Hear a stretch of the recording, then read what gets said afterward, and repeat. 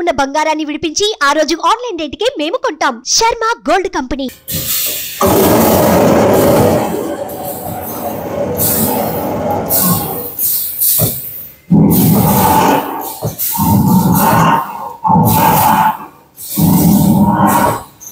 నమస్తే, welcome to Suman TV. Kakinada అనగానే ప్రధానంగా మనకు గుర్తుకొచ్చేది సాగర తీరం. సాగర తీరానికి సేద తీరడానికి ఎంతో మంది సాయంత్రం అయితే చాలు వస్తూ ఉంటారు. అయితే సాగర తీరంలో చాలా వరకు కూడా మనకి పర్యాటకుల్ని ఆకర్షించేందుకు కొత్త కొత్త ప్రాజెక్ట్స్ తీసుకొస్తూ ఉన్నారు. అందులో భాగంగానే మనకి బీచ్ పార్క్ లో ప్రెసెంట్ అయితే కన్స్ట్రక్షన్ లో ఉంది ఈ పార్క్ అన్నమాట. ఇందులో అనేక యానిమల్స్ మనల్ని పిల్లల్ని కనువిందు చేయనున్నాయి. అయితే ఇది ఎప్పుడు స్టార్ట్ అవుతుంది, ఇంకా ఎన్ని రోజులు పడుతుంది, లోపల ఏ విధంగా ఉంటుంది, ఇవన్నీ కూడా తెలుసుకుందాం.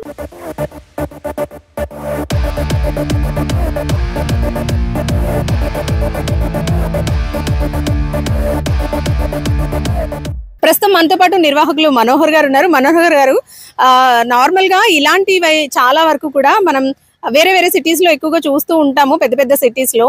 కాకినాడలో ప్రధానంగా ఈ పార్క్ ని తీసుకురావడానికి రీజన్ ఏంటండి? అలాగే ఎలా ఉండబోతోంది అసలు ఈ పార్క్ అన్నది? ఇలాంటి పార్క్ మన ఈస్ట్ గోదావరిలో లేదు. ఎందుకంటే ఈ ఏరియా అంతా కూడా నేను బీటెక్ డేస్ లో అంతా కూడా ఇక్కడ స్పెండ్ చేశాను. సో ఈ ఏరియాలో అయితే కనుక క్రౌడ్ ఎక్కువ ఉంటారు అంటే డెవలప్మెంట్ కూడా బాగుంటుందని నేను ఇక్కడ పెట్టాలనుకున్నాను, నేను మా సార్. ఇది అన్నది అంతా కూడా లోపల ఉన్నదంతా కూడా జర్మన్ టెక్నాలజీ అండి. సింగపూర్లోని ఈ సార్ మొత్తం నేర్చుకున్నారు. ఈ రోబోటిక్ ది సంబంధించిన అంతా కూడా సింగపూర్లో నేర్చుకున్నారు వర్క్. ఆ వర్క్ని ఇంపోర్టెడ్ పార్ట్స్ కట్టని అక్కడి నుంచి ఇంపోర్ట్ చేసుకొని మొత్తం తయారు చేసుకొని రోబోటిక్ ఇంజనీర్స్ ద్వారా మొత్తం అంతా కూడా సాఫ్ట్వేర్ చేయించి ఈ బొమ్మలను చేసే ఫైన్ ఆర్ట్స్ అంతా కూడా చూపెట్టారు అన్నమాట. ప్రధానంగా ఇందులో ఎలాంటి యానిమల్స్ అంటే మొత్తం అన్ని కూడా పిల్లల్ని బాగా అట్రాక్ట్ చేసే విధంగానే మీరు అరేంజ్ చేస్తూ ఉన్నారు. ప్రధానంగా ఇందులో చెప్పుకోదగ్గ యానిమల్స్ ఏముంటాయి? ప్రధానంగా అంటే ఇది అంతా థీమ్ వచ్చేసరికి కింగ్ కాంగ్ కేవ్ అండి. ఇది కింగ్ కాంగ్ కేవ్ అన్నమాట. కింగ్ కాంగ్ కేవ్ లో ఇది ఏంటంటే ఇక థీమ్ ఏంటంటే బయట మీరు చూసినట్లయితే ఒక పెద్ద king Kong and Giants dinosaur రెండు కూడా ఫైటింగ్ చేసుకున్నట్టు లోపలంతా కూడా డైనోసార్స్ సంబంధించిన థీమ్ ఉంటుంది. అండ్ ఆ ఏజ్ లో ఉన్న యానిమల్స్ అన్ని కూడా ఉంటాయి, పెద్ద పెద్ద జైంట్ స్ట్రక్చర్స్ అన్ని ఉంటాయి, అవన్నీ కూడా రోబోటిక్స్ ఉంటాయండి. అండ్ లోపలికి వెళ్ళేసరికి వాటర్ పార్క్ వెళ్ళగానే కూడా పెద్ద వాటర్ ఫాల్ అన్నది ఉంటుంది. వాటర్ ఫాల్ నుంచి మనం మధ్యలోంచి వెళ్ళేసరికి డైనోసార్స్ అంతా కూడా వెళ్తాం. ఓల్డ్ ఏజ్కి వెళ్ళి మొత్తం అంతా కూడా డైనోసార్లు, మమ్మీస్ అని ఇంకా చాలా ఉంటాయి. అన్నీ కూడా fully automatic and robotic sensor ద్వారా బొమ్మలన్నీ కదులుతాయండి. ఇదంతా కూడా సింగపూర్లో నేర్చుకునే దాన్ని కొంతమంది రోబోటిక్ ఇంజనీర్స్ సాయంతో సాఫ్ట్వేర్ చేయించి ఆ ఇన్స్టలేషన్ అనేది చేయించడం జరిగింది. ప్రజెంట్ అంతా కూడా వర్క్ జరుగుతుంది. ఇది నెక్స్ట్ మంత్ ఫస్ట్ వీక్లోనే ఓపెన్ చేస్తారు. ఈ పార్క్ అన్నది కూడా కొత్తగా గవర్నమెంట్ ఫామ్ అయిన ఎర్లీ డేస్లోనే ఇది ఓపెన్ చేయాలని గవర్నమెంట్ వాళ్ళు అలాగే పార్క్ యాజమానం అందరూ కూడా డిసైడ్ అయ్యమాట. సో ఇది నెక్స్ట్ మంత్ ఫస్ట్ వీక్ లోనే ఇది ఓపెన్ అవుతుంది. గ్రాండ్ ఓపెనింగ్ అనేది ఉంటుంది. ఓకే, మనోహర్ గారు, హాలీవుడ్ సినిమాల్లో చూసి పిల్లలు బాగా ఎంజాయ్ చేస్తూ ఉంటారు అటువంటి సినిమాలు. ఆ థీమ్స్ ని మీరు డైరెక్ట్ గా లైవ్ లో చూపించడానికి కాకినాడలో ప్రధానంగా, ఎందుకంటే కాకినాడలో పెట్టడం అనేది ఒక రిస్క్ అనే చెప్పుకోవాలి. ఎందుకంటే ఈ ఏరియాలో బీచ్ పార్కే మనం చూసుకుంటే కనుక ఎంత డెవలప్ చేసినా మళ్ళీ నిర్లక్ష్యానికి గురవడం, అవన్నీ కూడా పాడైపోవడం ఇలాంటివి ఎక్కువగా చూసినాం. కానీ ఆ ప్లేస్ లో మీరు ఈ పార్క్ తీసుకొస్తున్నారు కదా, దీని మెయింటెనెన్స్ కూడా మరి ఆ రేంజ్ లోనే ఉంటుందా? దీని మెయింటెనెన్స్ కూడా రేంజ్ లో ఉంటుందండి. ఎందుకంటే ఈ పార్క్ అనేది అవుతా కారణం కోవిడ్. ఇది బిఫోర్ కోవిడ్ అంతా కూడా నా బీటెక్ డేస్ అన్ని కూడా ఇక్కడ అంతా పార్క్ కట్ట మేనేజ్మెంట్ కానీ ఇంకా అంతా బాగానే ఉంది. కోవిడ్ వల్ల పాండమిక్ రావడంతో ఇది డల్ అయింది. ఇదే కది ప్రతి డల్ అయింది. అందులో ఈ పార్క్ బాగా ఎఫెక్ట్ అయింది. ఇది కాకినాడకి ఇది కాకినాడ కాదు, నిజానికి కాకినాడకి దూరంగా ఉందన్నమాట. ఎండింగ్ ఇండస్ట్రియల్ ఏరియా దగ్గర ఉండడం వల్ల, బీచ్ వల్ల రోడ్ అనేది యాక్సెస్ సరిగ్గా లేకపోవడం వల్ల ట్రాన్స్పోర్టేషన్ ఇదన్నీ కూడా యాక్ట్ అయ్యి పార్క్ అనేది స్లో అయిందండి. ఇప్పుడు రోడ్ యాక్సెస్ కొత్తగా జరుగుతుంది అండ్ ట్రాన్స్పోర్టేషన్కి గట్ట అంతా బాగానే ఉంది. అండ్ మెయిన్ ఏంటంటే బీచ్ అనేది 6 గంటల వరకు ఓపెన్ ఉంది. 6 గంటలు కాకుండా కొంచెం 8 to 9 hours దాకా ఉంచి ఉంటే కనుక పార్క్ అన్నది కూడా ఇంకా డెవలప్ అవుద్ది. అండ్ రెవెన్యూ కూడా జనరేట్ అవుద్ది. మున్సిపాలిటీకి కూడా అమౌంట్ అనేది కూడా ఎక్కువ వస్తుంది. అండ్ లోకల్గా ఉన్న పీపుల్ అందరూ కూడా చిన్న చిన్న స్టాల్స్ అని ఇంకేదన్నా డెవలప్ అవుద్ది. ఏదన్నా ఒకటి ఉందంటే దాని ద్వారా ఏంటంటే చుట్టూ పని అన్నది దొరుకుద్ది అండి. మీరు అన్నట్టు ఇక్కడ పార్క్ లో మనకి 5:36 అవ్వగానే వెళ్ళిపోమంటూ కూడా అందరినీ పంపించేసే పరిస్థితి ఉంటుంది. మిగిలిన బీచెస్ తో పోల్చుకుంటే కనుక కాకినాడ బీచ్ చాలా డిఫరెంట్ అనే చెప్పాలి. ఎందుకంటే ఈవినింగ్ అయితే ఇక్కడ ఎవరు ఉండరు. మిగిలిన చెన్నై కానివ్వండి, వైజాగ్ కానివ్వండి, ఈవినింగ్ అయితే స్టార్ట్ అవుతూ ఉంటారు క్రౌడ్. సో సక్సెస్ అవుతుంది అనుకుంటున్నారా? అదే ఇప్పుడు మాకు పెద్ద టాస్క్. ఎందుకంటే రిసార్ట్ అన్నది కూడా ఇది దీని రిసార్ట్కి ఇది ఆపేయడం అనేది ఉండదండి. ఎందుకంటే ఈ రిసార్ట్కి 24 hours టైం ఉంది. బట్ ఏంటంటే బీచ్ కూడా దానికి ప్లస్ అయితే కనుక ఇంకా బాగుంటుందండి. 6 గంటల బీచ్ కట్టేస్తే ఇంకా రిసార్ట్లో ఎవరు ఉంటారండి. సో బీచ్ అన్నది కూడా కొంచెం 8 to 9 hours దాకా, అంటే ఒకేసారి 12 దాకా అంటే కూడా ఇబ్బంది గవర్నమెంట్కి అండ్ పోలీసులకు పర్మిషన్లకు ఇబ్బంది, సెక్యూరిటీ పర్పస్. సో 8 నుంచి 9 గంటల కానీ బీచ్ రన్ చేస్తే ఈ రిసార్ట్ అనేది డెవలప్ అవుతుంది, ఇంకా డెవలప్ అవుతుంది స్పీడ్గా. అంటే ఒక బాగా భూమి అనేది వస్తుంది. అండ్ ఏదైతే ఉందో ఈ లోకల్ ఏరియాస్లో అంతా కూడా ఫుడ్ అని ఇంకా వేరే థింగ్స్ అన్ని కూడా డెవలప్ అవుతాయి స్టాల్స్ కట్ట. మీరు చూసినట్లయితే ఎక్కడ కూడా ఫుడ్ సంబంధించి కానీ ఏది లేదు, పెద్దగా లేదు. మనకి బీచ్ పార్క్ పెట్టినప్పుడు కూడా సిరి ఫుడ్ కోర్ట్ అని పేరైతే ఉంటుంది కానీ లోపల మనకి ఎటువంటి ఫుడ్ దొరకదు. థ్యాంక్ యూ సో మచ్ అండి, అండ్ ఆల్ ద బెస్ట్. ఎందుకంటే పిల్లల్ని బాగా ఎంటర్టైన్ చేయడానికి ఒక మంచి థీమ్ తో వస్తున్నారు. సో సక్సెస్ అవ్వాలని కోరుకుంటున్నాను. సో చూసారు కదండి, మొత్తానికి కాకినాడలో రోబోటిక్ పార్క్ ఇది పిల్లల్ని చాలా ఎక్కువగా ఎంటర్టైన్ చేస్తుందని అనుకోవాలి.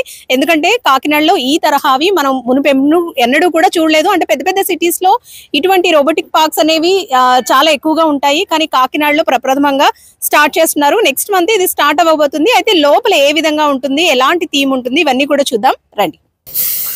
చూస్తున్నారు కదా, ఈ బాక్స్ ఏంటంటే ఇది మోషన్ సెన్సార్. ఇది ఎవరైనా సరే దీని ఫ్రంట్కి వచ్చి కదిలేరంటే ఆటోమేటిక్గా ఈ మోషన్ సెన్సార్ ద్వారా ఇది కింకాంగ్ వెనకాల ఉన్న పవర్ బోర్డ్కి సిగ్నల్స్ వెళ్తాయి.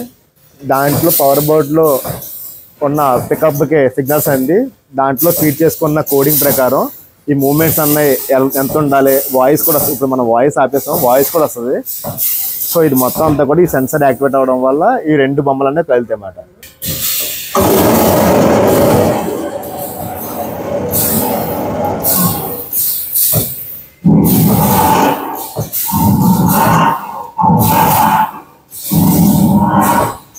ఇది కూడా జైంట్ హెడ్ అండి, ఇది డైనోసార్ జైంట్.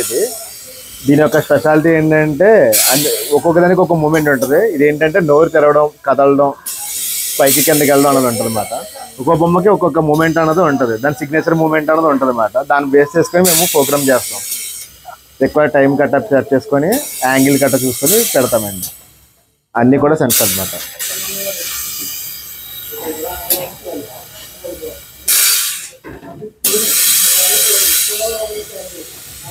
దీని పేరేంటండి? దీని పేరు డిలెఫోసారస్ మేడం. ఓకే, ఇది కూడా సేమ్ ఇలా మూమెంట్ ఉంటుంది, సౌండ్ వస్తుందండి. దీనికి కూడా సౌండ్ వస్తుంది, నోరు ఓపెన్ చేస్తుంది. వాయిస్ అయితే దీనికి ఎక్కువ వస్తుంది అనమాట. ఇక్కడ ఇంకా ఎక్కువ భయపడతారు. ఓకే, అంటే ఇక్కడ ఉన్న వాటికన్నిటికంటే ఇదే పెద్ద సౌండ్ ఉంటుంది, కొంచెం ఎక్కువ సౌండ్ వస్తుంది మేడం. సో పిల్లల్ని బాగా భయపెట్టడానికి మీరు దీన్ని ప్లాన్ చేశారన్నమాట. పిల్లల కోసమే మెయిన్. పిల్లలు పెద్దలు కూడా అందరూ చాలా భయపడతారు. మెయిన్ ఈ సౌండ్ ఎఫెక్ట్స్ వల్లనే ఈ భయం అనేది వస్తుంది మనకి. యాక్చువల్ గా ఇక్కడ ఉన్నవన్నీ కూడా మౌత్ ఓపెన్ చేస్తున్నాయి కదండి. అంటే పిల్లలు గమ్మన టచ్ చేసినా లేదంటే ఆ మౌత్ లోపల చేయి పెట్టినా ప్రాబ్లం అవుతుంది కదా మరి. ఇదేం ప్రాబ్లం అవుతుంది మేడం. యాక్చువల్ గా ఇవి రబ్బర్ పళ్ళు అనమాట. చూడండి ఎలా బెండ్ అవుతున్నాయో. సో మనం పెట్టినా కూడా మన చెయ్యి కొంచెం మెత్తగానే ఉంటది లోపల, దానివల్ల మనకి ఏం హార్మ్ ఉండదు. చూసారు కదా, మొత్తానికి రోబోటిక్ పార్క్. ఇందులో రకరకాల యానిమల్స్ ఇవన్నీ కూడా ఆ మౌత్ ఓపెన్ చేయడం మాత్రమే కాదు, ఆ మూమెంట్స్ చూసారు కదా, యాక్చువల్లీ పెద్దవాళ్ళు కూడా భయపడే రేంజ్ లో ఉందన్నమాట. మరి పిల్లలు కూడా చాలా ఎంజాయ్ చేస్తారు. కాకపోతే కాస్త పెద్దవాళ్ళు కూడా పక్క నుండి చూపిస్తే ఇంకా బాగా ఎంజాయ్ చేస్తారు. ఎందుకంటే మనమే సడన్ గా చూసినప్పుడు చాలా భయపడుతూ ఉంటాము, అలాంటిది పిల్లల్ని ఇంకెంత భయపెడుతుంది అనేది మనకి ఇప్పుడే అర్థమవుతుంది. అయితే ఇవన్నీ కూడా ఇంకా కొంచెం టైం పడుతుందండి. పూర్తి స్థాయిలో ఇది రెడీ అవ్వడానికి ఇంకొక ఆల్మోస్ట్ ఒక 20 days 1 month పడుతుంది అట్లీస్ట్.